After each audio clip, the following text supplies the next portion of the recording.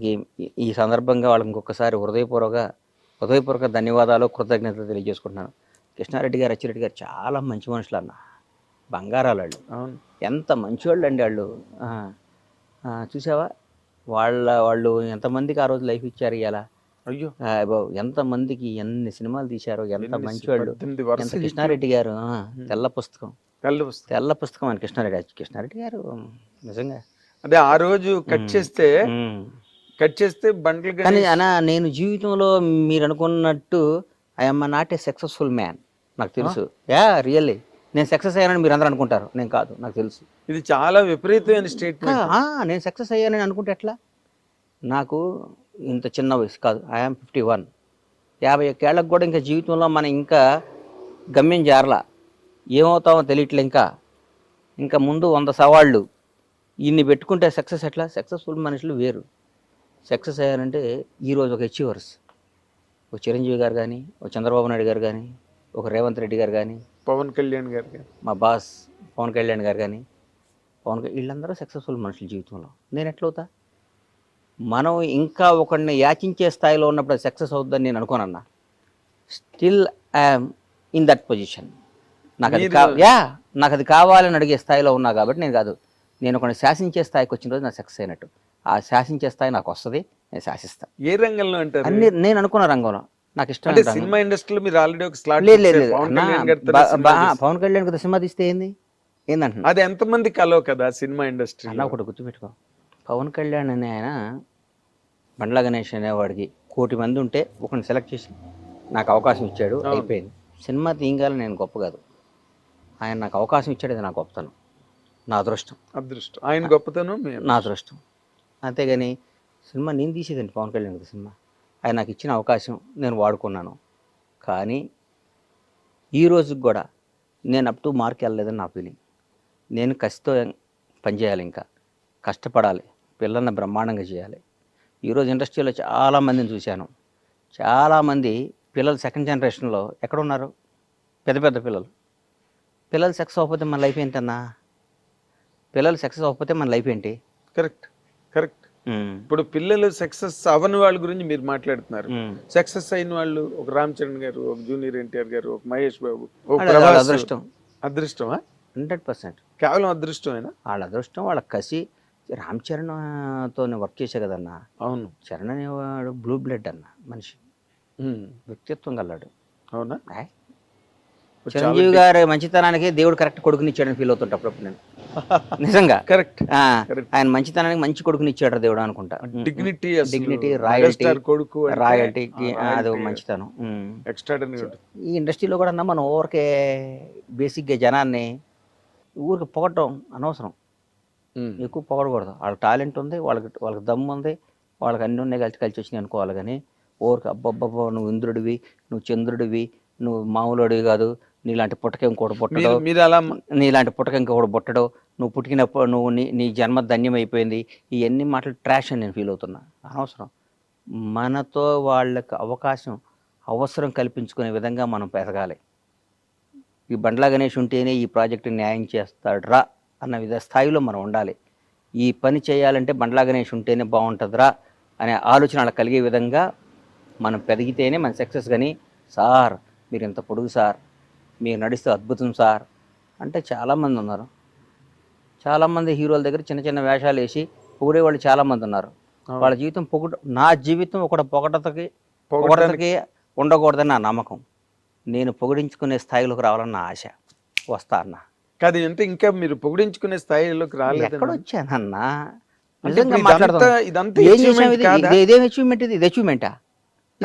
మీతో పాటు అవన్నీ అనవసరం. నా చిరంజీవి గారితో పాటు ఇండస్ట్రీకి వచ్చిన వాళ్ళు, పవన్ కళ్యాణ్ గారితో పాటు హీరోలుగా వచ్చిన వాళ్ళు, రేవంత్ రెడ్డి గారితో పాటు రాజకీయాల్లోకి వచ్చిన వాళ్ళు, చంద్రబాబు నాయుడు సమకాలికులు. చంద్రబాబు నాయుడు గారితో చాలా మంది సమకాలికులు ఉన్నారు, రిటైర్డ్ అయిపోయారు, చనిపోయారు.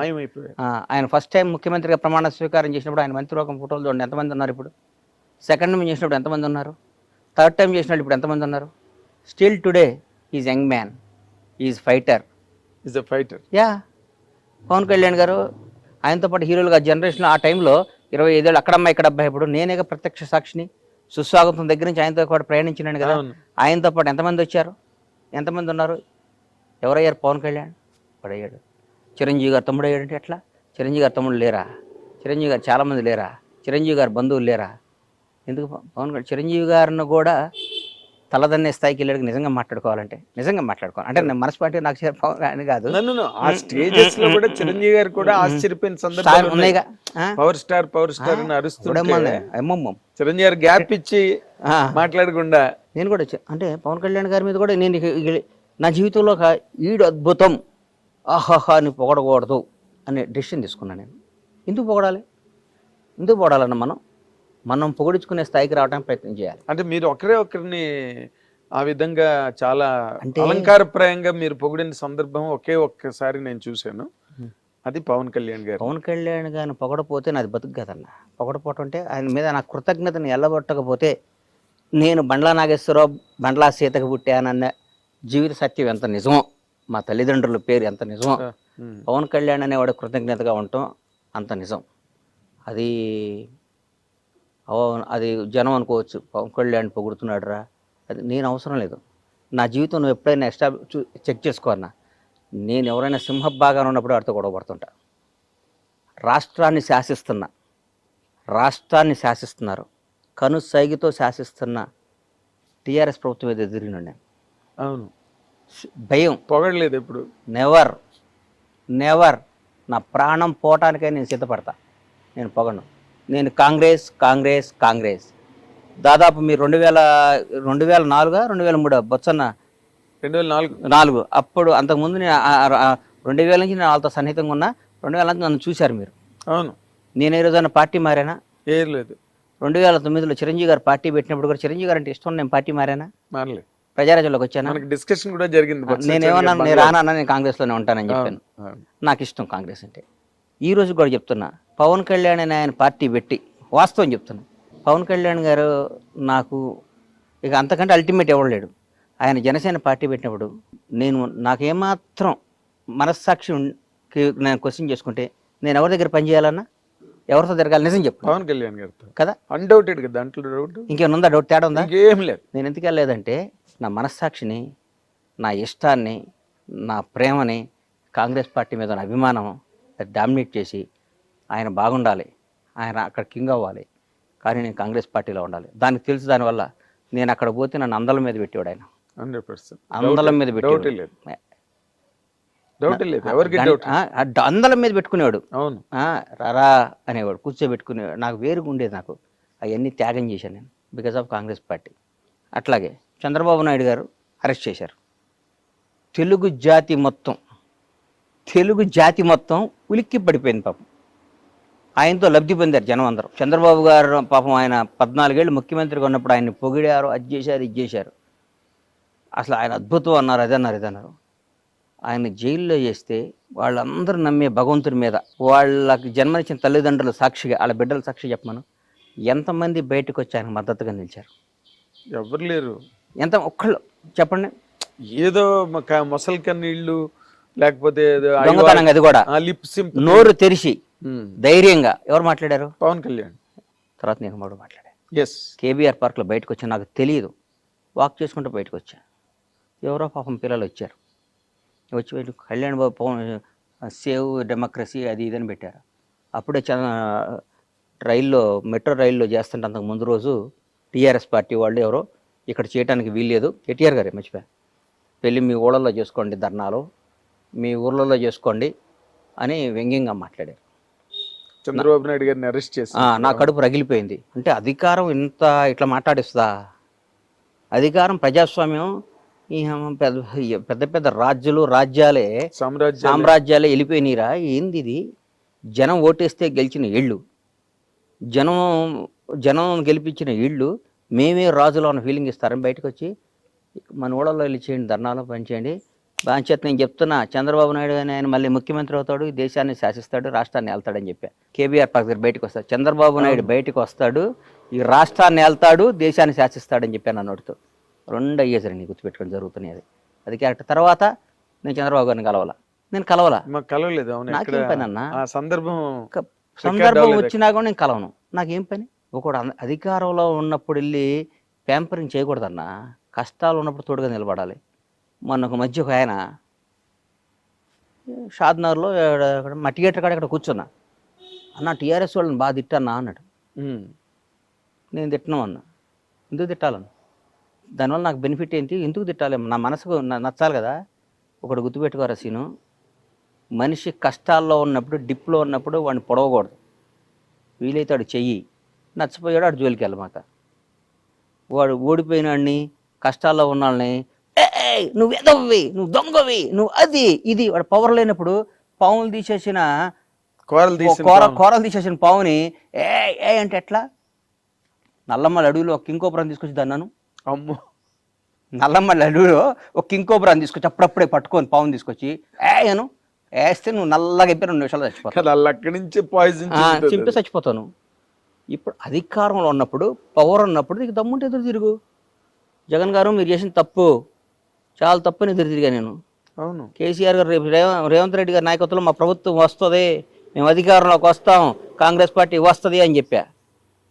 వస్తే ఎదురు తిరిగి నేను ఇప్పుడు నిబద్ధత గల్లాడిని, నాకు నచ్చిందే చేస్తాను. నేను నిబద్ధత గల్లాడిని, నాకు నిబద్ధత ఉందన్న. అంతే, నాకు నిబద్ధత లేకుండా ఇవాళ నాగేంద్ర కుమార్ గారు పవర్లో ఉన్నాడు కాబట్టి నిన్నటి వరకు వాడు ఆ రోజు ఎదవండి. నేను చాలా చెప్పాను బాగుపడమని. ఏకచక్రాధిపత్యంతో చేశాడండి, ఒక సైకోలా ప్రవర్తించాడండి, ఒక అదే అండి ఇదే. మరి నిన్నటిదాకా ఏమైంది? అది నిన్నటిదాకా ఆయనతోనే తిరిగావు కదా, నువ్వు నిన్నటిదాకా ఆయన్నే పొగిడేవు కదా, నిన్నటిదాకా ఆయన అన్నా నువ్వు తిరుగులేని శక్తి వర్ణ అన్నావు కదా. నిన్న అన్న అయ్యాడు, ఈడు సైకో అయ్యాడా? ఏనా నిన్న కేసీఆర్ అనేవాడు దేవుడు అయ్యాడు, కేటీఆర్ అద్భుతం, రామన్న అయ్యాడు, సారో అయ్యాడు, ఇవాళ విలన్స్ అయ్యారా? 1 డేలో 24 గంటల్లో మారిపోద్దా? నీ క్యారెక్టర్ మారిపోద్దా? ఇదంతా దేనికోసం? నీ బతుకు కోసం, నీ డబ్బు కోసం, నీ జీవిత అస్తిత్వం కోసం. ఎన్ని రోజులు బతుకుతావు అన్నా నువ్వు? అద్భుతంగా ఎక్సర్సైజ్ చేసి యోగాలు చేస్తే 90 బతుకుతావు అంతే. ఒక 60 ఏళ్ళకి చచ్చిపోతే నీకు నష్టమేనా వచ్చిందా? నందమూరి తారక రామారావు గారిని మర్చిపోయారు. ఇలా రామారావు గారి కంటే గ్రేట్ పర్సన్ ఉన్నాడు ఎన్టీఆర్ కంటే. ఎవరు ఉంటారు? ఎన్టీఆర్ గారిని ఇప్పుడు వర్ధంతి రోజు, జయంతి రోజు దండేస్తున్నాం. రోజు మాట్లాడుకుంటున్నావా? ఏం లేదు. ఇందిరాగాంధీ గారిని మాట్లాడుకుంటున్నావా? జవహర్లాల్, దేశానికి స్వాతంత్రం తీసుకొచ్చిన జవహర్లాల్ నెహ్రూ, మహాత్మా గాంధీ గారిని మాట్లాడుకుంటున్నావా? అంబేద్కర్ గారి గురించి రోజు మాట్లాడుకుంటున్నావా? ఏం లేదు. ఏప్రిల్ 14 అంబేద్కర్ గారు జయంతి అంటున్నాం. నేను అవసరం వచ్చినప్పుడు అంబేద్కర్ గారి పేరు వాడుకుంటున్నాం, ఆయన గౌరవించుకుంటున్నాం.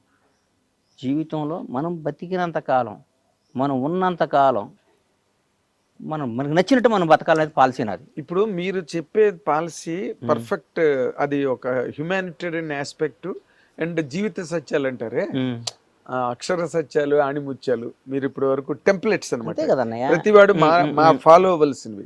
కానీ ఇప్పుడు మీరు ఫర్ ఎగ్జాంపుల్ మీరు కాంగ్రెస్ పార్టీని బాగా బలపరిచి దానికోసం పవన్ కళ్యాణ్ గారి క్యాంపును కూడా, పవన్ కళ్యాణ్ గారి మీద ఈ రోజు ఆయన వదిలే, నేను I'm talking about the policy of the party, political party, ఆ ఏరియా గురించి మాట్లాడుతున్నాను. మీరు అక్కడికి వెళ్ళడానికి మొగ్గు చూపలేదు, ఆ ఇంట్రెస్ట్ చూపించలేదు. ఎందుకంటే బికాస్ బేసికల్ గా మీరు కాంగ్రెస్ పర్సన్. మనసు ఒకటను, సంసారం ఒక దగ్గర చేయలేం కదన్నా. ఎక్కడ చేస్తాను చెప్పు? నువ్వు ఎవరినో ఇష్టపడ్డావు, వేరే వాళ్ళతో సంసారం చేయమంటే ఎక్కడ చేసాను చెప్పు? చేయలేం కదా. దానిమ్మ బతకటం కంటే సావటం ఇష్టపడాలి. అట్లాంటి బతుకు కంటే ఇప్పుడు కొందరు మాట్లాడతారు, నేడుదాకా కేటీఆర్ అని ఇవాళ రేవంత్ అన్న దగ్గరికి వచ్చి అన్న అంటే వాళ్ళని చూసి అనుకుంటా నేను, వీళ్ళమ్మా వీళ్ళు ఇంత చీప్ నా కొడుకులా, ఇళ్ళు ఇంత ఎదవలా, ఇళ్ళు ఇంత అవసరం కోసం ఇంతనా? రేపొద్దున ఏదో ఒక రోజు పవర్ పోయిద్ది. 10 ఏళ్లకో 11 ఏళ్లకో ఏదో రోజు దిగిపోవడం ఖాయమే కదా. జ్యోతి బస్సే దిగిపోయాడు. ఎవడో వెస్ట్ బెంగాల్ జ్యోతి బస్ అట్లా ఆ రోజు వీళ్ళ ఒరిజినాలిటీ బయటకు వస్తుంది. మేము చెప్పామండి, ఆ రోజు విన్నాడా అండి అంటారు నా కొడుకులు. మేము మాత్రం ఎప్పుడు కాంగ్రెస్ పార్టీని, రేవంత్ రెడ్డి గారిని లిస్ట్ పడతాను. నేను ఒక్క మాట అడుగుతాను, 100 అడుగన్నా. ఇప్పుడు మీరు మాట్లాడేటప్పుడు అసలు మిమ్మల్ని ఎవరు కాంట్రడిక్ట్ చేయలేని రేంజ్ లో మాట్లాడతారు, దానికి సహేతుకమైన విశ్లేషణ కూడా ఇస్తారు. మీరు పర్సనల్ గా బిట్వీన్ ది 4 walls ఉన్నప్పుడు కూడా మీరు వాళ్ళతో అలాగే ఉంటారండి? అంతకంటే ఎక్కువ ఉంటా, అంతే, ఇంతకంటే ఎక్కువ ఉంటా. By God. అవునా? నేను ఈ మధ్య బాగోదు, నాకు ఇష్టమైన ఒక మంత్రి దగ్గర కూర్చొని అంటే, మీరు ఇట్లా చేస్తే మళ్ళీ ఇంకోసారి మనం అధికారంలోకి రామన్నా, మనం అధికారంలోకి రాం, మీరు అట్లా చేయమాకండి. ఇది కాంగ్రెస్ పార్టీలో కొన్ని కోట్ల మంది కార్యకర్తల ఆశ కాంగ్రెస్ పార్టీ అధికారంలోకి రావాలని. అవును. కసి 10 ఏళ్ళు ఇబ్బంది పడ్డారు, అందరూ వచ్చారు. మీరు ఇవాళ వేరే పార్టీ వాళ్ళకి వేరే వాళ్ళకి పనిచేశారనుకోండి, రేపొద్దున మనకు వాళ్ళు ఓటేయరు. వాళ్ళు ఓటైపోతే మన కార్యకర్తే మన దేవుడు, ఎస్. ఈ లక్షల మంది కార్యకర్తలు అందరూ కలిసి ఆర్తనాదం అరిచి గోల చేసి ఓటేస్తే మీకు ఈ పవర్ వచ్చింది, ఈ పదవి వచ్చింది, ఈ కారు వచ్చింది, ఈ స్టేటస్ వచ్చింది, ఈ విలువ వచ్చింది. ఎందువల్ల వచ్చింది? కార్యకర్త వల్ల వచ్చింది. వాళ్ళని దూరం చేసుకున్నావా, మీరు కార్యకర్త అయిపోతారు. మీరు నాయకుడిగా కంటిన్యూ అవుదాం అనుకుంటే మీరు అందరితో అద్భుతంగా ఉండండి, మళ్ళీ కార్యకర్తగా అవుదాం అనుకుంటే మీ ఇష్టం వచ్చిన ప్రవర్తించండి అని చెప్పాను. మీరు బై గాడ్ డైరెక్ట్గా చెప్తే నేనేం తప్పు చేశాను గణేష్ గని అన్నాడు పాపం ఆయన. కాదన్న, ఎవరిని బాధ పెట్టబాకండి, మీరు బాధ పెట్టకూడదు. బాధ పెట్టే పరిస్థితి వస్తే కలవబాకండి అన్న. ఇక్కడ లక్షల మందిని సాటిస్ఫై చేయడం అనేది కష్టం అన్న. అది కష్టం, ఇది కష్టం. ప్రతి ఒక్కడు ఉంటాడు, ఒక చిన్న ఫోన్ ఉంటుంది, 100 మంది అడుగుతాడు. ఈ ఫోన్ ఉంది, 100 మంది అడుగుతారు, ఎవరికో ఒకటికి ఇవ్వాలి. 99 మంది బాధపడతారు. 99 మంది ఈ 100 వాడికి ఎందుకు ఇస్తున్నామని చెప్పి ఇవ్వాలి మనం. ఈ ఫోన్ను ఈయన బాగా వాడతాడు, ఈ ఫోన్ కోసం ఈయన 10 ఏళ్ళు ఇంత చేశాడు, ఆమె ఏం చేయలేదంటారు. మీకు ఇంకో అవకాశం వచ్చింది, దాన్ని ఇస్తా, మనందరం కలిసి ప్రయాణిద్దాం అని అందరినీ ఇంప్రెస్ చేసి వాళ్ళ సమేతంగా ఈ 100వ ఫోన్ అడిగిస్తే వాళ్ళు ఉత్సాహంగా ఉంటారు. ఈ ఫోన్ని ఈ 100 మంది కాకుండా 101 వాడు పక్కాడికి వచ్చి ఇస్తే, నిన్నటిదాకా వేరే వాడి దగ్గర లబ్ధి పొందినాడికి ఈ ఫోన్ ఇస్తే ఈ 100 మంది ఒకటయ్యి నేను రేపు ముడ్డి మీద దంతారు, రేపు తొక్కేయటం కదా ఇది. మరి అంతే కదా, ఈ 100 మందిలో ఒకటికి. ఎస్, వాళ్ళు వెనకాతలుండి కష్టపడి బాధలు పడి పెట్టారు కదన్నా, ప్రాణం పెట్టారు. ఎంత అండి. కానీ కాదు, ఇప్పుడు మంత్రితో చెప్పారు, ముఖ్యమంత్రితో కూడా ఇలాగే మాట్లాడతారండి ఏంటంటే అన్న ఇదన్నా అంటే సార్, ఇవాళ భారతదేశంలో 29 రాష్ట్రాల 29గా. ఎస్, 29 రాష్ట్రాల్లో one of the best CM Revanth Reddy. ఎట్లా చెప్తున్నారు? ఎందుకు చెప్తున్నా ఏనన్నా, ఈ రేవంత్ అన్నకి ఈరోజు కూడా మిడిల్ క్లాస్ మెంటాలిటీ. నేను ముఖ్యమంత్రిని, అహంభావం లేదు. ఆయన నిజం చెప్పండి అన్న, గత ముఖ్యమంత్రిని కలవాలంటే ఎన్ని రోజులు పట్టేదన్న ఎవరన్నా? అసలు 10 ఏళ్ళు ఎవరు మంత్రులే కలవలేదు కదా అని కథలుగా చెప్పేవారు. రేవంత్ అన్న కేక్ వాకి ఇవ్వాలి కూడా, ఎవరినైనా పేరు పెట్టి పలకరిస్తాడు. రేవంత్ రెడ్డి గారికి ఉన్న బ్యూటీ ఏంటంటే వాళ్ళ ఫ్యామిలీ మిస్సెస్ కానీ వాళ్ళ బ్రదర్స్ బయట అనుకుంటారు దోసుకు తింటున్నారు ఊరికే. ఇప్పుడు అందరం ద్రాక్ష పండు పొలనా కదన్నా, న్యాయం చరిత్రే చెప్పారు కదన్నా, చరిత్రలోనే ఉంది కదా, అందరం ద్రాక్ష పండు పొలనా, ఆడు మంచివాడు కాదు. నువ్వు మంచిగా చెడు నీకు ఎట్లా తెలుసా? నువ్వు చెప్పు, న్యాయం చెప్పు, న్యాయం చెప్పు. ఏ బేస్ మీద నువ్వు చెప్తావు? ఎట్లా చెప్తావు? నువ్వు నా ఫోటో చూసి చెప్తావా? బండ్లా గణేష్ అన్నోడు నీకు పరిచయం లేదు, బండ్లా గణేష్ అన్నోడు నీకు తెలియదు, బండ్లా గణేష్ అన్నోడు ఎవడో గురించో ఎక్కడో విన్నావు. నాకు బండ్లా గణేష్ మీద మంచి అభిప్రాయం లేదండి. వాడికో, వాడి తాతకో, వాడి జేజమ్మకో, వాడి అమ్మకో, వాడి అక్కకో, వాడి భార్య పిల్లకో ఒక 10 పైసలు అన్యాయం చేసినట్టు కానీ, 10 పైసలు వాడికి నష్టం చేసినట్టు కానీ, ఒక చిన్న వాడి దగ్గర ఒక మంచినీళ్ళు తాగినట్టు కానీ నిరూపించు, వాడితో మాట్లాడినట్టు కానీ. నేను చెప్తున్నా ఉదాహరణ, మన ఊరికి తెలియకుండా పేపర్లో చూసి అభిప్రాయం చెప్పడం ఈజీ అన్న. పెట్టుబడి ఉంది. ఆయన నాగేంద్ర కుమారు ఆడు పెద్ద ఎదవండి అంటారు, నీ గురించి నాకు తెలుసు. What are you? I know last 30 years. మాట్లాడటం ఏముందన్న? పెట్టుబడి దానికి డబ్బు పెట్టి కొనాలి కార్డు. నువ్వు పెద్ద బూత్ తిట్టాలంటే 1000 రూపాయలు పెట్టి కొనాలి, ఇంకా భయంకరమైన బూత్ తిట్టాలంటే 1,00,000 రూపాయలు పెట్టి టోకెన్ కొనాలి అని రూల్ పెట్టమను. ఎప్పుడు ఎవరిని తిట్టడు, ఒక టోకెన్ పెట్టమనన్నా. నీకు అర్థం కాలేదా? వాడిని అతి భయంకరమైన తల్లిదండ్రులు తిట్టాలంటే 1,00,000 రూపాయలు పెట్టి టోకెన్ కొనాలి, రీఛార్జ్ చేయాలి.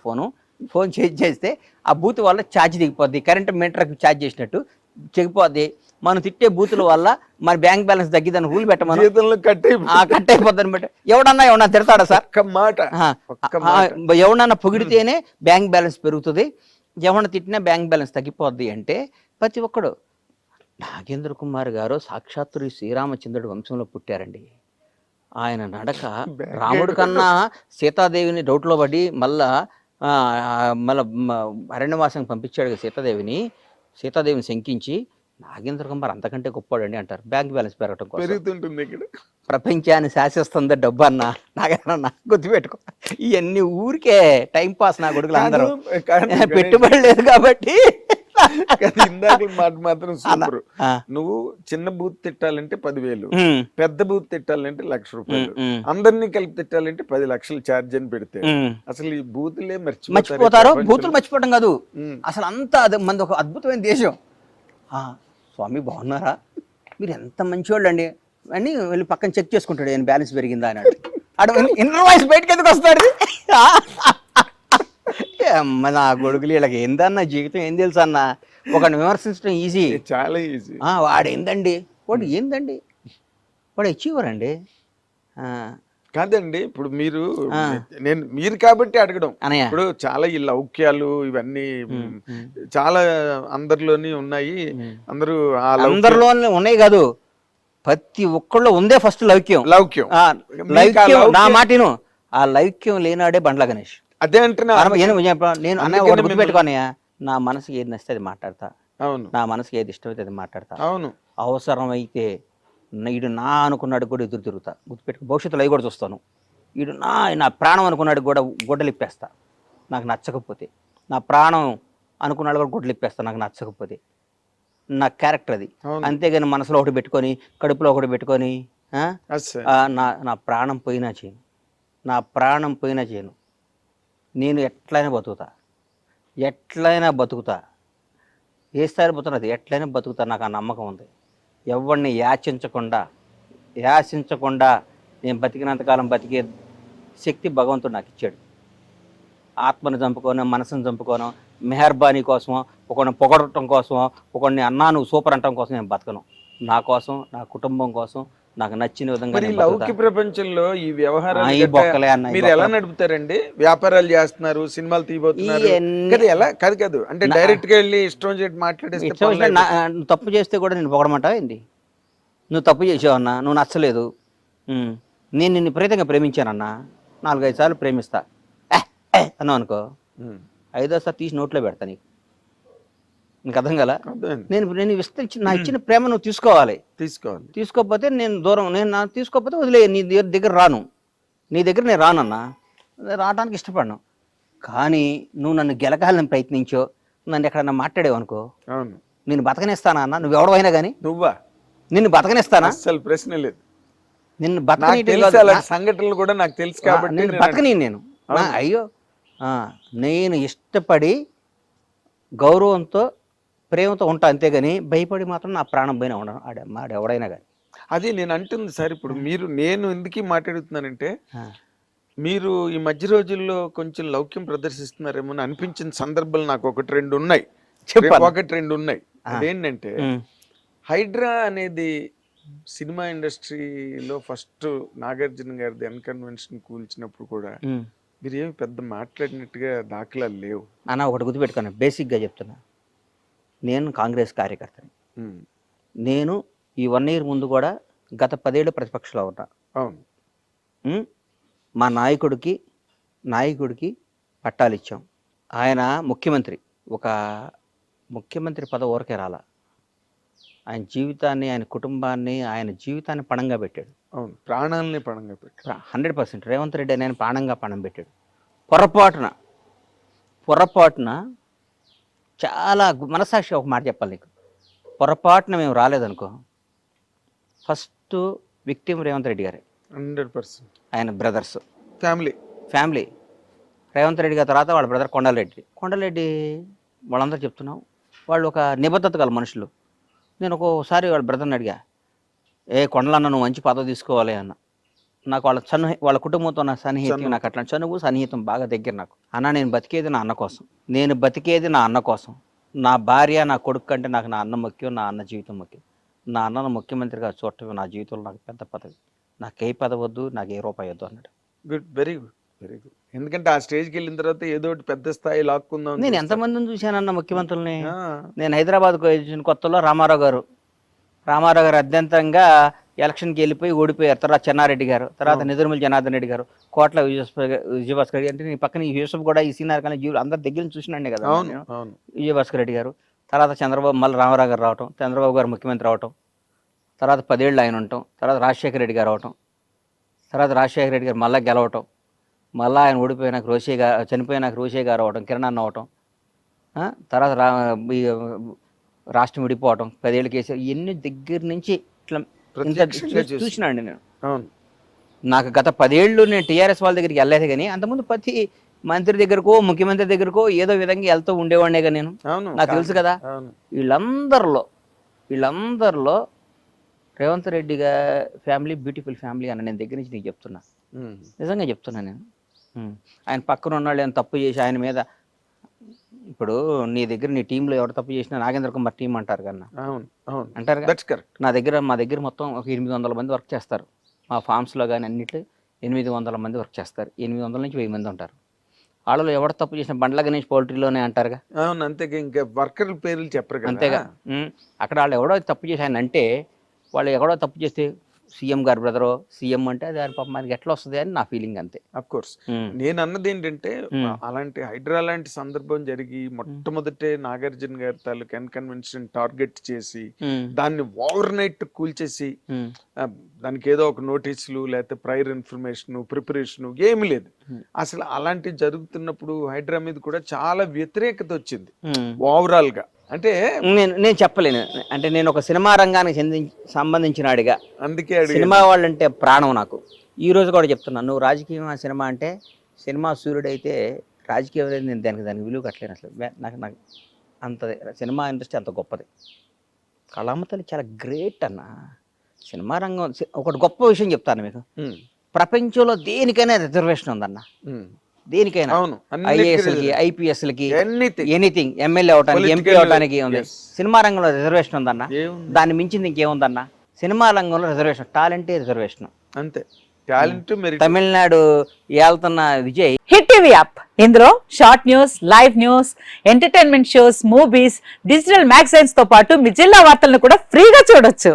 ఇంకెందుకు ఆలస్యం, వెంటనే హిట్ టీవీ యాప్ ని డౌన్లోడ్ చేసుకుని ఫ్రీగా ఎంటర్టైన్మెంట్ పొందండి. Hit TV app. Hit TV app. Please download hit TV app. Hit TV app ని ఫ్రీగా డౌన్లోడ్ చేసుకుని ఎంజాయ్ చేయండి. మీకు నచ్చిన ఎంటర్టైన్మెంట్ కోసం హిట్ టీవీ యాప్ ని ఫ్రీగా డౌన్లోడ్ చేసుకుని ఎంజాయ్ చేయండి. హిట్ టీవీ యాప్ ని డౌన్లోడ్ చేసుకుని ఆస్వాదించండి, ఆశీర్వదించండి. ఇంతమంది సెలబ్రిటీలు హిట్ టీవీ యాప్ ని డౌన్లోడ్ చేసుకోండి అని చెప్తున్నారంటే ఎంత మంచి యాప్ ఆలోచించండి. అమెరికా అమెరికా అమెరికా అమెరికాలో చదవాలనుకునే వాళ్ళకి విశ్వసనీయమైన పేరు మన శౌర్య కన్సల్టెన్సీ. UK లో 1 year masters, UK లో 1 year masters, 2 years work permit up to 5 years visa. Contact Shaurya Consultancy. Contact 89851 89851.